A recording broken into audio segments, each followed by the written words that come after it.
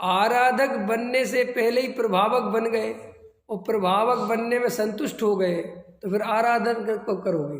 आराधक बनने का टाइम कब मिले? इसलिए प्रभावना का निषेध कि भाई ऐसी प्रभावना मत करो। दान देने में इतने मजबूर हो गए, दान देने में इतने अच्छी ख्याति मिल गई, पंडित्याई में ही मस्त हो गए, तो आत्मा का ध्यान कब करोगे? इसलिए कहते हैं जगत में ये सब आपकी परीक्षाएं हैं, ये सब आपसे परीक्षा प्रकृति ले रही है। नाना प्रकार की आपको चीज़ें मिलेंगी, आपको उनसे बचना है। देखो एक कहानी सुनाता हूँ, कहानी बहुत अच्छी है, समझ में आ जाए तो बहुत काम की है। एक राजा था और वो भगवान की बहुत आराधना करता था, बहुत बढ़िया आराधना में राजा ईमानदारी से लगा रहता था। एक दिन भगवान आ गए, ख्याल में आए कि नहीं आए? भगवान आ गए, भगवान ने कहा राजा हम तुमसे प्रसन्न हैं। ख्याल में आए? बोलो क्या चाहते हो? बोले मैं कुछ नहीं चाहता, मैं तो आपके दर्शन कर लिए, मैं तो धन्य हो गया और मुझे तो बस मुक्ति ही चाहिए, लेकिन बस एक आपसे विनती है।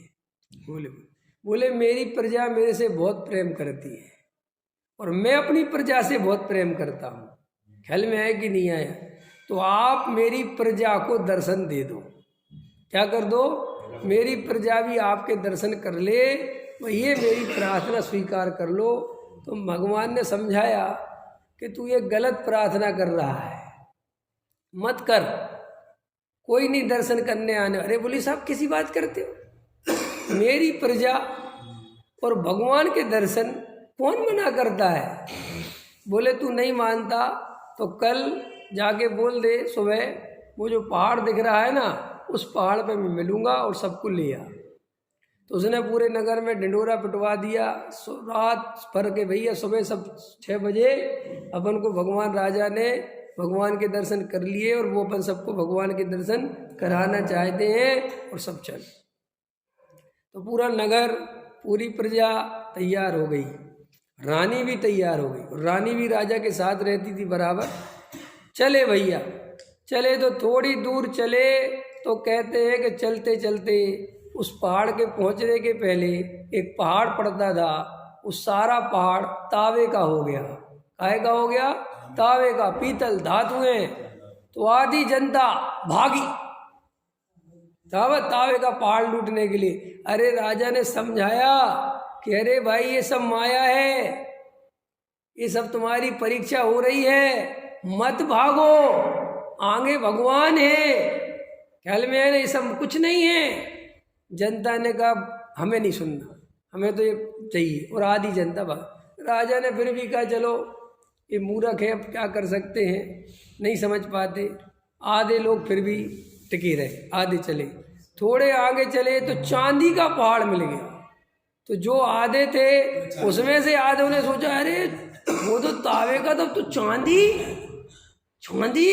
अरे अगर हमने 10-20 किलो चांदी रख ली तो हमारी तो जिंदगी बन जाएगी, छोड़ो भगवान को।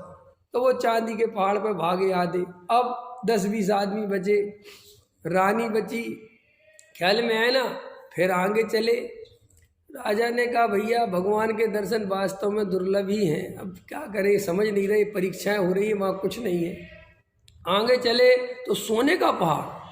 अब सोने का पहाड़ देख के तो भाई साहब पागल हो गए लोग, और रानी अकेली बची। रानी बाकी सब भागे, राजा ने समझाया, सब भाग गए, रानी अकेली टिकी रही। राजा ने कहा अरे रानी तुम्हारी किस्मत बहुत अच्छी है, तुम भाग्यशाली हो, मैं तो सबको भगवान के दर्शन कराना चाहता था, लेकिन ये भगवान के दर्शन नहीं करना चाहते और ये सब माया है, कुछ सच्चाई नहीं है, एक भी टुकड़ा नहीं ले जा पाएंगे। ख्याल में है ना? आगे बढ़े तो डायमंड, हीरे का पहाड़ आ गया। अब रानी ने कहा अब तो मेरे से बर्दाश्त नहीं होता। ख्याल में आया कि नहीं आया? अब नहीं रुक सकते, अब तुम जानो तुम्हारा भगवान जाने। इतने कीमती डायमंड, और ऐसे डायमंड ऐसे तो मैंने कभी देखे नहीं, ऐसे हीरे और ऐसे मोती, ऐसे मोड़े को। रानी दौड़ गई। राजा ने बहुत समझाया पागल मत बन, ये सब माया है, यहाँ कुछ नहीं है, अरे सुन मेरी बात। रानी ने कहा मुझे नहीं सुनना। और कहते हैं कि कहानी कहती है कि राजा अकेला ही पहुंचा भगवान के पास। तो राजा से भगवान ने कहा, आ गया, करा दिए सबको दर्शन। बोले साहब गलती हो गई, मैं भूल गए थे संसारी जीवों की यही हालत है। तो ये कहानी हमसे क्या कहती है कि ऐसे ही हम भी लुभाव में जी रहे हैं। हमें पता है कि मैं आत्मा हूँ, हमें पता है कि मैं आत्मा का दर्शन कर सकता हूँ, मैं आत्मानुभूति कर सकता हूँ, मैं सब कुछ मोक्ष मार्ग साध सकता हूँ, फिर भी सोने के पहाड़, चांदी के पहाड़, तांबे के पहाड़, हीरे के पहाड़ हमें रोज लुभा रहे हैं। और हम जान रहे हैं कि ये माया है। अरे कौन नहीं जानता, जीवन 2-4 दिनों का है? कितने भजन बने हुए, जीवन है पानी की बूंद, कितना क्या क्या लिखा है। फिर भी हमारे अंतरंग में हम भूल जाते हैं कि हमें क्या करना है। इसलिए श्री गुरु कहते हैं, ये जीव कभी प्रभावना के नाम पर लुट जाता है, कभी धर्म के नाम पर, मंदिर बनाने के नाम पर, संस्था के नाम पर, स्वाध्याय के नाम पर, पंडित के नाम पर, क्रियाओं के नाम पर, त्यागी वृत्ति के नाम पर, है ना, समाज सुधारक के नाम पर, ब्रह्मचारी के नाम पर, महाराज के नाम पर, मान अपमान में जीवन चला जाता है।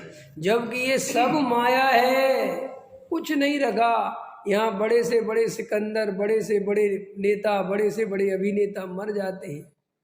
कौन किसको याद रखता? और याद रखोगे भी, मैं तो कहता हूँ रोज गीत गाओ उस आदमी के जो चला गया। लेकिन वो चला गया, उस तुम्हारे गीत गाने से उसको वहाँ क्या मिल रहा है, नहीं समझ में आया। जैसे देखो, सिद्ध भगवान ऊपर सिद्धालय में विराजमान है और सारे जगत के जीव उनकी पूजा करते हैं, तो सिद्ध भगवान इसलिए सुखी हैं?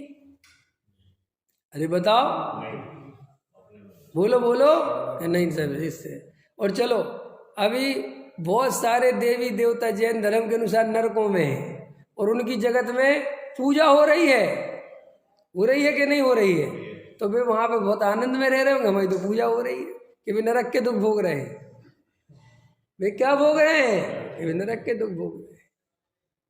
अभी हम किसी के लिए यहाँ पे माला पहना रहे हैं, गीत गा रहे हैं कि आज महात्मा गांधी जयंती है, आज अम्बेडकर जयंती है, आज फलानी है, और राजघाट पे तांता लगा हुआ है, लोग माला चढ़ा रहे हैं। अब अम्बेडकर जी कहाँ हैं ये पता है। और मैं कह रहा हूँ कहीं भी हो, उसका इससे क्या लेना देना है। हम पीछे हो सकता है वज्रसेन जी यहाँ बैठे और ये पिछले जन्मों में कहीं के राजा महाराजा हूँ, वहाँ आज इनके स्मृति दिवस हुआ आज, और वहाँ पे इनकी मालाएं पहनाई जा रही हूँ किसी कालांतर में। अब ये इनको क्या पता चल रहा है? ये तो अभी 10 बजे रोटी मांगेंगे कि तुम्हें तो वहाँ माला पहना रहे, कह रहे यार हमें क्या पता कौन किसको पहना रहा है। चलो हम कह रहे कोई मुनिराज ही मिल जाए और वे मुनिराज भावलिंगी अवधि ज्ञान के धारी हो, और वे तुमसे कह दें, कह रहे पंकज जी तुम तो जो है पिछले जन्म के बहुत बड़े राजा हो। हाँ तो क्या करूँ? अब आज रोटी मत खाओ, और वहाँ पे तुम्हारा है बहुत बढ़िया वो मनाया जा रहा है आज, बहुत बड़ा। क्यों? तुम कहोगे अरे भैया हमें उससे वो तो मैं तो यहाँ हूँ, मुझे तो रोटी दो, मेरा दुख अब यहाँ है। कि नहीं वहाँ बहुत पूज रहे होंगे, नहीं समझ में। कई दफे क्या होता है, आदमी जब बूढ़ा हो जाता है, अब वो आदमी तो दुख तकलीफ में डला रहता है। जैसे अपने अटल बिहारी वाजपेयी डले थे, अब और भी नेता पड़े ही रहते आए दिन, ठीक है, और अपने कुछ जो भी। अब यहाँ पे भरी सभाओं में हमारे अटल बिहारी वाजपेयी ने देश के लिए क्या क्या वो बहुत उनके गीत गाए जा रहे, समझ लो उनके भाषण ही चल रहा हो नहीं उनके, वो वहाँ बेचारे उठ भी नहीं पा रहे, हिल भी नहीं पा रहे, और कोई कह रहा आपके वहाँ गीत गाए जा रहे, बहुत कह रहे चूल्हे में गए गीत ख्याल में आया कि नहीं आया, या मरे जा रहे कह रही वो तो आपका चल रहा है, वहाँ चल रहा होगा, क्या करूँ, वर्तमान का दुख ही दुख है, क्या करेगा तुम्हारा इतिहास। नहीं समझ में आया। मैंने अच्छे अच्छे जजों को, बड़े बड़े ऑफिसरों को, कमिश्नरों को, बड़े बड़े पदों पर रहने वालों को मंदिरों में धक्के खाते देखा है। मंदिर में जब कभी नहीं आते थे जवानी में मंदिर, ख्याल में लाल बत्ती की गाड़ी चलते थे, कहीं मंदिर आने की फुर्सत ही नहीं थी। और जब 60-65 साल के रिटायर हो गए, गवर्नमेंट के पद से निकले, सो मंदिरों में पहुंचने लगे और फिर हाथ जोड़ के खड़े हैं कि जो पुराने जज हैं कब होंगे खत्म, बैठो शांति से सुनो आत्मा की बात। अंतोगत्वा जीव को शरण कौन है? ये धर्म ही शरण है। चाहे तुम कितने ही पदों पर रह लो, अरे मरता हुआ बूढ़ा आदमी राष्ट्रपति क्यों ना हो, प्रधानमंत्री क्यों ना हो, उसको भी कहते हैं कि सब छोड़ो आत्मा को देखो। लेकिन आत्मा को देखे कैसा? जवानी नींद भर सोया और बुढ़ापा देख के रोया, अब क्या जागेगा? इसलिए अपने को अवसर है जागने का। भाई हमें पूरा मोक्ष मार्ग पता है, अपने को देर नहीं करनी चाहिए, अपने को इन बद चक्करों में ज़्यादा नहीं फंसना। किसी बात का निषेध इसलिए करते हैं कि अगर आत्म आराधना से चूक गए और जगत की प्रभावना में भव चला गया तो ये कीमती भव है। आपको और हमें पता नहीं है। अभी हम जितनी शांति से बैठे हैं और ये तत्व की बात सुन रहे हैं, आत्मा की बात सुन रहे हैं, 2 टाइम की रोटी खा रहे हैं, बहुत अनुकूलता है पुण्य के उदय से। अभी ये जरा सा उदय पलटेगा, भव पलटेगा, काल अनंत निगोद मजार की कहानी चालू होती है। 1 इंद्री, 2 इंद्री, 3 इंद्री, 4 इंद्री, असंगी, कहाँ कहाँ कितनी पर्याय में जीव पड़ा हुआ है। एक कबूतर को देखो, एक चिड़िया को देखो, एक सुअर को देखो, एक भैंस को देखो, गाय को देखो, कितने प्रकार के, सांप को देखो, बिच्छू को देखो, ये सब जीव हैं, ये सब आत्मा है। ख्याल में आया? लेकिन जब आत्मा को प्राप्त करने का अवसर मिला तब आत्मा की प्राप्ति करने की जगह इन संसार के चक्रों में उलझ के रह गए, फिर ये भव बिगड़ गया।